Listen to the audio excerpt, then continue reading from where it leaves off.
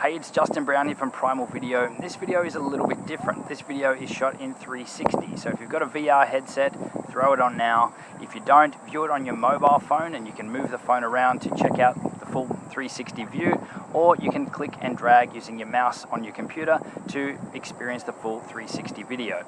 So in this video, we're going to be talking about the Samsung Gear 360 camera, which I've actually had for about 3 months now. So I thought it was about time that I did a video sharing my thoughts on the Samsung Gear 360. So obviously we're down at the lake, which is also right next to the beach. If you turn around and have a look behind you, there's quite a bit of wind around, so I apologize for the wind noise, but to do a 360 video, I don't think it could be done well sitting indoors. So it's all about experience and taking everyone outside with these cameras, so what better way to do it than to be outside? So why 360? Well, 360 is probably one of the fastest growing things in video production at the moment. Like, you can now go live in 360 with YouTube. Facebook now supports 360 videos as well, and this is an area that's growing rapidly. So there's a lot of new 360 cameras that are coming onto the market at the moment, and there's some pretty exciting ones as well. So this one here, the build quality, as we've said, is awesome. It's really easy to use, and it's even better to use if you've got a Samsung device or a Samsung phone.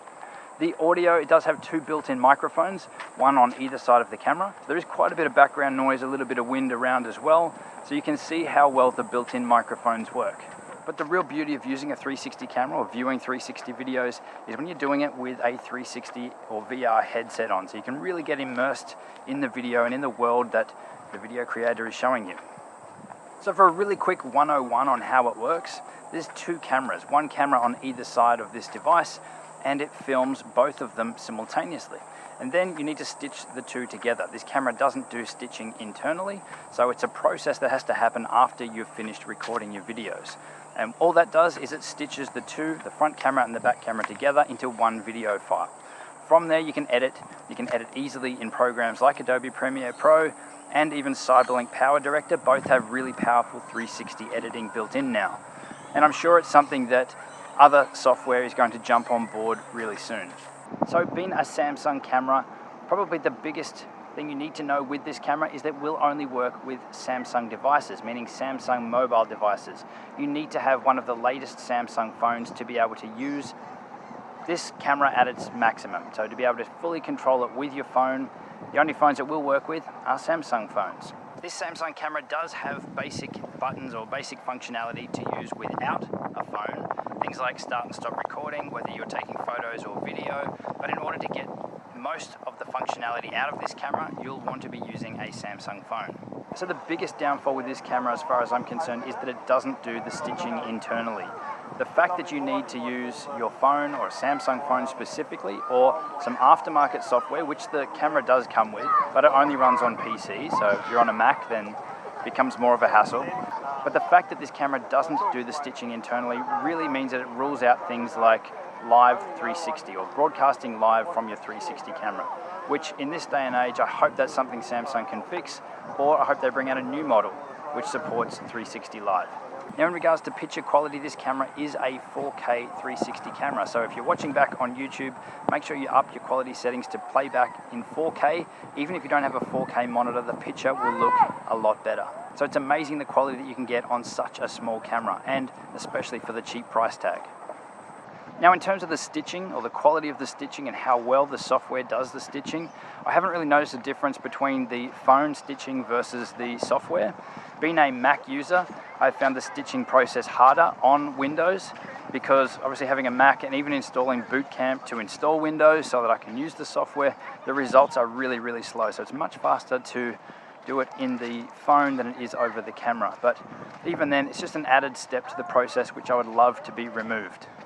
Now, in regards to the actual stitching and joining the 2 together seamlessly, you can see that as I turn around, you'll probably notice the stitch line becomes more obvious as the light changes between the 2 cameras. 2 things I've found with this camera that aren't ideal is that 3 times during the recording of this video, such a quick video, the camera has overheated and switched off, and I've had to go and sit in the shade, take the battery out and wait for it to cool back down.